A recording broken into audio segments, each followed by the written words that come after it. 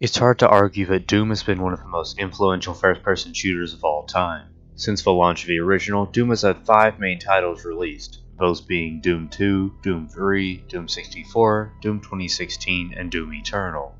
The franchise also received an official VR game in 2017, Doom VFR, and 2 spin-off mobile games, Doom RPG and Doom 2 RPG. Today, I'm going to be ranking these games from worst to greatest in a tier list style, not including any multiplayer elements in my rankings. As a small disclaimer, I would like to point out that this video is completely opinionated. You don't have to agree with any of the placements in this video. I consider each Doom game to be an S tier shooter, and this is merely their placements in the S tier category. With all of that being said, let me know if you enjoyed the video down in the comments below, and as always, I hope you enjoy. Doom 3 was a deviation from the classic Doom formula presented by its predecessors. It offered advanced lighting and enemy AI, scripted cutscenes, and fully rendered 3D environments. The addition of light horror elements and story-focused gameplay leaves the player feeling stranded and alone during a demonic massacre. The player is forced to fight through hordes of demons and resurrected soldiers, both new and old, to single-handedly put an end to the invasion. Doom 3 launched on August 3, 2004 for Microsoft Windows and has been since ported onto most consoles. Along with its initial release, the game received an improved version for current consoles in 2012, the BFG edition. The game's intriguing storyline, satisfying arsenal, and redesigned demons are a refreshing take on the series, but the game doesn't feel as great as the previous titles of the franchise. The first half of the game is fun and atmospheric, but often can't hold up to the game's later, more action-filled levels. Doom 3 is generally regarded as one of the lesser games in the franchise, and while it is an amazing and atmospheric game, it doesn't really compare to the earlier entries. Because of this, Doom 3 is getting the bottom spot on the tier list, Tier 6. Doom was launched by id Software on December 10, 1993. Since then, it has become one of the most iconic and influential shooters to ever hit store shelves. Doom puts the player in the shoes of an unnamed space marine during the front of a demonic invasion on the UAC's base on Mars. The original Doom might have a lower spot on the list, but the game is by no means bad. With amazing level design, an iconic soundtrack composed by Bobby Prince, and an unforgettable roster of demons, Doom may be one of the greatest shooters to ever release. The game has been ported onto almost every piece of hardware that could run it since, and can seemingly be played on virtually anything. Doom has had a large influence on my personal taste in games and has been one of my favorite game franchises for many years. This channel wouldn't exist without Doom, so I definitely owe a big thanks to the series, especially the first. Even with all of that being said, Doom is being put in the number 5 spot on the tier list. The third entry in the Doom franchise, Doom 64, was released on March 31st, 1997 for the Nintendo 64 console. Doom 64 was developed by Midway and id Software and continued the story of the first 2 games. The game used completely original sprites and sported an abstract soundtrack composed by Aubrey Hodges. Doom 64's 28 levels has the player going up against Hell's armies once more in an attempt to kill the Mother Demon and prevent Hell from invading Earth once again. Along the way, the player can find and upgrade a new weapon, the Unmaker. The Unmaker is a powerful demonic plasma rifle that can rapidly fire up to 3 lasers when upgraded. The weapon is upgraded by finding demon keys in hidden locations across the 28 levels.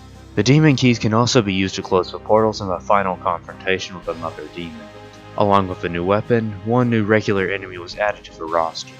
The Nightmare Imp is a more powerful version of the Imp and is purple in color. Doom 64 offers an atmospheric and almost frightening soundtrack that really sets the mood for the trap-infested hell levels of Doom 64. The game features some of my favorite demon designs from the entire franchise and has some pretty nice and unique weapon sprites. Due to the amazing art style, atmospheric soundtrack, and nostalgic levels, Doom 64 gets the number 4 spot on my tier list. On October 10, 1994, the sequel to the original Doom was released for MS-DOS computers and was later released for Macs in 1995. Doom 2 offered 30 new levels and multiple new settings. The story of Doom 2 brought Hell to Earth and put our unnamed space marine as the last line of defense. After allowing Earth's remaining survivors to escape, Doom Guy enters Hell once more to defeat the Icon of Sin and put a stop to Hell's forces. After succeeding, this leaves Doom Guy and the remaining survivors to rebuild and repopulate the planet. Doom 2 introduced many new enemies and an iconic new weapon, the Super Shotgun. The Super Shotgun was a powerful new tool that could shoot 2 shells at once. This immense firepower was more than enough to take on the new roster of demons. Doom 2 introduced the Chain Gunner, Hell Knight, Revenant, Mancubus, Arachnotron, Pain Elemental, and the Archvile. Each one of these demons have become staples of the series, seeing new designs and variations with each of the game's releases. Doom 2 might not have had the same quality of level design as its predecessor, but I personally think the music, new enemies, and Super Shotgun is enough to put it above the original. Doom 2 was the first Doom game I played and has a ton of personal nostalgia around it. Doom 2 has earned the number 3 spot on the tier list because of its great enemy lineup and unreal level of nostalgia. On May 13, 2016, Doom was reintroduced into the world in the most metal, kick-ass way imaginable. With a heavy metal soundtrack composed by Mick Gordon and a brand new glory kill system, Doom 2016 puts you on Mars once again in an attempt to stop an ongoing demonic invasion. Playing as the Doomslayer, you make your way through UAC facilities and Hell ruins in 13 brutal levels, collecting secrets and upgrades along the way. Nothing goes better with ripping and tearing than a blood-pumping heavy metal soundtrack. All 13 levels are set to Mick Gordon's award-winning soundtrack, with many becoming instant fan favorites like BFG Division. Being able to rip and tear was taken to a whole new level with the introduction of a new finisher system dubbed the Glory Kill system. Glory Kills are brutal finishing moves that can be performed on a demon once it reaches a low amount of health. Along with its new Glory Kill system, Doom 2016 introduces the concept of alternate fire modes in the form of weapon mods. Weapon mods can be upgraded along with a new Predator suit and rune categories. The rune system gives the player extra passive abilities and functions which can be improved upon after completing rune upgrade challenges. A total of 12 runes can be obtained and upgraded throughout the game's 13 levels. Doom 2016 was met with massive success and has been considered to be one of the best first-person shooters of our generation. With its top-notch soundtrack, over-the-top gore system, and endless amounts of fun that leave you thirsty for more, Doom 2016 has more than earned the number 2 spot on the tier list. Before I get into my favorite game of the franchise, I wanted to give an honorable mention to a few games that narrowly avoided being put on the list. Doom RPG and Doom RPG 2 are two story-based Doom games released in the early 2000s for mobile devices. Both games feature a wide variety of demon variations along with a few new demons and weapons. Each demon received 2 different recolors with varying stats and abilities. The Revenant's Ghoul and Fiend recolors got spots as skins in Doom Eternal's 4th event, Act of the Future 2. I personally have no experience with these titles, and due to them not being main entries, I decided to leave them out of the tier list. Doom got a third mobile game in the form of Doom Resurrection. Doom Resurrection is an on-rail shooter based on Doom 3 that was released for mobile devices on June 26, 2009. I also have no real experience with Doom Resurrection other than a brief play session, so it was ultimately left out of the video. This final game was almost kept in the script at the lowest tier, but I really didn't feel like Doom VFR needed a spot in the video. Doom VFR was released in 2017 and took place during the events of Doom 2016, putting you in the shoes of a UAC scientist. I personally never picked up a VR headset and never really got a chance to play Doom VFR, so it was written out of the script. With those games out of the way, it's time to get to the number 1 game on the list. And the number 1 spot goes to Mighty Doom, Doom's new upcoming mobile game. Nah, I'm just kidding. The number 1 spot goes to Doom Eternal. Doom Eternal takes every great aspect of Doom 2016 and expands upon it. Continuing the story of 2016, Doom Eternal sends you to never-before-seen locations in the Doom universe. Each location, new and old, is packed with challenging and exciting arenas and is set to yet another blood-pumping soundtrack from Mick Gordon. These arenas have been filled with new and returning enemies, along with new features like monkey bars to increase the flow of combat. Speaking of combat, new additions like the dash and blood punch abilities elevate the experience and allow for combat to flow like never before.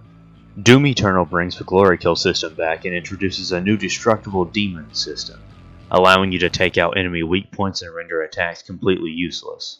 This new system gives weapon mods a new purpose, allowing the player to strategically take out demon weak points for a stronger chance of survival. Of course, with the addition of new abilities and weapon mods, the difficulty has been increased since the remake in 2016. The game now offers challenging arenas known as Slayer Gates and optional encounters for the player to take on. The completion of the optional encounters will reward the player with weapon tokens to help in upgrading weapon mods at a faster rate, and the Slayer Gates each provide an Empyrean key. Collecting all 6 keys will allow the Slayer to unlock the Unmaker in its chamber located on the Fortress of Doom. The Fortress of Doom is a new hub area introduced in the opening cutscene and is frequently used throughout the campaign. The Fortress of Doom contains many upgrades locked in Sentinel holding cells. Each cell is opened with 2 Sentinel batteries, a form of collectibles that can be found in secret areas in the main campaign. Along with upgrades, the fortress also houses a training area called the Repertorium and many rooms that display the in-game collectibles found throughout the 13 levels. Doom Eternal also offers a new skin system. 3 of those skins for the Doomslayer can be obtained in the fortress using Sentinel batteries. The 2016 Predator suit, the Slayer's Sentinel training armor, and the classic suit from 1993 can all be found in the fortress. I'm a pretty big fan of each of the various new additions to Doom Eternal. I enjoy the improved upgrading and rune systems along with the new demon toy collectibles. The game offers an interesting and easy to follow story that confirms many fan theories and brings back classic designs and enemies that were left out of the 2016 reboot. With the amazing top-notch combat, a soundtrack that trumps even Doom 2016's, and a vast array of collectibles and skins for all to enjoy, Doom Eternal has not only earned its place as the #1 game on this list, but is my favorite game to ever release. Now, I'll leave it to you. Tell me how you would have ranked each of the games in the comments below, and feel free to leave any criticism along with it, as I'm always trying to improve. Thank you for watching, I hope you enjoyed. If you did, please consider leaving a like on the video and subscribing. It's totally free and would really help out the channel. I've really appreciated the recent support, and I'm glad to be able to put content out for you guys. I'll make sure to keep putting out content like this if you enjoy it, and as always, until next time.